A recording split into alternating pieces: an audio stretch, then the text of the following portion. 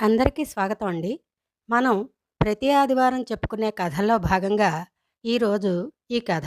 ఎప్పుడూ చెప్పుకునే కథలకి కొంచెం భిన్నంగా ఒక చిన్న హాస్య కథ. హాస్యం అని చెప్పకూడదు గానీ, సరదా అయిన కథ. ఇంకా కథలోకి వెడితే, ఏడుగురు పిల్లల్ని బండి మీద ఎక్కించుకుని పక్క ఊర్లో అత్తారింటికి బయలుదేరాడు సింహాచలం. ఇంకేముంది, సీను చూసిన పోలీసు ఆ పనే ఆపాడు. "ఏమయ్యా, నీకసలు బుద్ధి అనేదుందా? ఒక పక్కన జనాభాతో దేశం అట్టుడికిపోతుంటే, కనీసం సామాజిక బాధ్యత పాటించకుండా ఒకరు కాదు, ఇద్దరు కాదు, ఏడుగురిని ఒకే బండి మీద తీసుకుని ఎక్కడికెడుతున్నావు?" గద్దించాడు పోలీసు. "పక్కపేటలో మా అత్తారింటి దగ్గర దింపేసి వత్తాను బాబూ. ఇంట్లో మా ఆవిడ్ని కూకోనివ్వడం లేదు, నిలబడనివ్వడం లేదు. కాళ్ళా వేళ్ళా ఆడిపోయి పానం తీసేత్తన్నారు బాబూ. బాబ్బాబు, వదిలేయండి బాబూ" అని బతిమాలాడు సింహాచలం. "ఈళ్ళంతా నీ సంతానమేనా?" అని అడిగాడు పోలీసు. "మీరు నా మగతనాన్ని అనుమానిత్తన్నారు బాబూ. మా యమ్మ మీద ఒట్టు. ఈళ్ళంతా నా సక్రమ సంతానమే" అన్నాడు సింహాచలం మీసం మెలేసి. "వీళ్ళందరినీ పోషించేంత డబ్బున్నవాడివా నువ్వు?" కోపంగా అడిగాడు పోలీసు. "ఆళ్ళు దేవుడిచ్చిన బిడ్డలు బాబూ. నారోసినోడు నీరోయడా? పొయ్యకపోతే ఆళ్లే ఆ నీళ్లు సంపాదించుకుంటారు. నన్నొగ్గేయండి బాబూ" బతిమాలాడు సింహాచలం. "ఇద్దరు పిల్లలు ఇంటికి ముద్దు, మూడోది వద్దు" అని ప్రభుత్వం చెవుల్లో ఇల్లు కట్టి మరీ ప్రచారం చేసింది. "మరి ఇంతమందిని ఎలా కన్నావు?" అమాయకంగా అడిగాడు పోలీసు.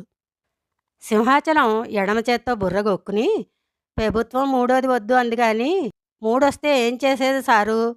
అక్కడికి వద్దే, మళ్ళీ ఇంకోటి పుట్టుకొచ్చేస్తాడే" అని చెప్తే, "మా ఆవిడ ఇనుకుంటేగా." "ఏమందేంటి?" "అదో పెద్ద కథ బాబూ. నాకు లేట్ అవుద్ది.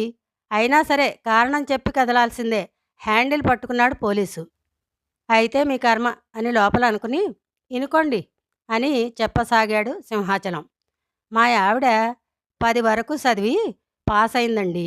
నానేమో 5 తరగతులు చదివానండి." "అబ్బా, 5వ తరగతి వరకు చదివావన్నమాట." "ఎహె, ఇనుకోండి బాబూ, మళ్ళీ నాకు చెప్పే మూడు పోతాది. 1వ తరగతి 5 సార్లు చదివానండి." "అంటే ఒక 5, 5 కదండి. 5వ తరగతి చదివినట్టే కదండి." "నట్టే నట్టే.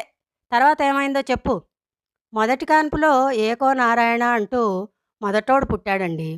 వీడికి తోడు ఇంకోడుండాలి, లేకపోతే ఒంటికాయ సొంటి కొమ్ముగాడైపోతాడు" అందండి. "సరే కదా" అని రెండోవాడు పుట్టాడండి. ముచ్చటగా త్రిమూర్తుల్లా ముగ్గురు అందండి. ఆ ముచ్చటా తీరింది. వేదాల్లా నలుగురందండి. సర్ది చెప్పబోతే మీదకు లాక్కుందండి. సరిసంఖ్య బాలేదు, పాండవుల్లా 5గురు అందండి. టెంకి మీద కొట్టాను, కన్ను కొట్టింది.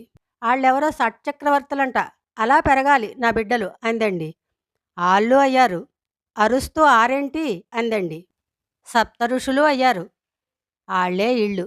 లింగభేదం చూడమాకండి. ఏడుస్తూ ఏడుగురేంటే అని ఈ పాలు నేను అడిగానండి. 8 అయ్యారండి. నవగ్రహాలకి ఒకడు తక్కువ కదా" అందండి. "పూర్తి చేసేశానండి. ఇదే ఆఖరి మావా, దశావతారాలు నా 10వ తరగతిలాగా పూర్తి అవుతాయి" అని నోరు తెరిచి అడిగిందండి. సరేనని నేను 2 కళ్ళు కొట్టాను. "బండి మీద 7గురే పట్టారు, ఇంటి దగ్గర ముగ్గురున్నారు.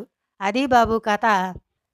"ఓరి నీ పెళ్ళాం కడుపు చల్లగుండా, నీలాంటి వాడు ఒక్కడున్నా చాలు జనాభా పెరగడానికి. సరేలే వెళ్ళు. మళ్ళీ ఇంకోసారి ఇలా కనిపించావో నీ బండి నీకు దక్కదు, వెళ్ళు." సింహాచలం పోలీసుకు దండం పెట్టి వెళ్ళిపోయాడు. అరగంట తర్వాత ఒక్కడే వచ్చాడు. ఈసారి పోలీసును చూసి సింహాచలం నమస్కారం పెట్టాడు. "దండాలు బాబూ, మళ్ళీ రేపు వస్తాను. తోలు తీసేస్తాను మళ్ళీ వస్తే. మీరు దయ చూపాలి బాబూ. ఇప్పుడు తీసుకెళ్ళిన వాళ్ళని రేపు ఇంటికి తీసుకెళ్ళి, ఇంటి దగ్గరున్న ముగ్గురిని రేపు మళ్ళీ వాళ్ళ అమ్మమ్మ దగ్గర దించాలి. లేకపోతే మా ఆవిడ నన్ను లాకౌట్ చేసేస్తుంది. ప్లీజ్ బాబూ" అన్నాడు సింహాచలం. "నీ ఓపికకి దండనరా బాబూ" అని సింహాచలానికి నమస్కారం పెట్టి వదిలేశాడు పోలీసు. రేపటి సంగతి రేపు. అదండి కథ. "మాకు పిల్లలు వద్దే వద్దు.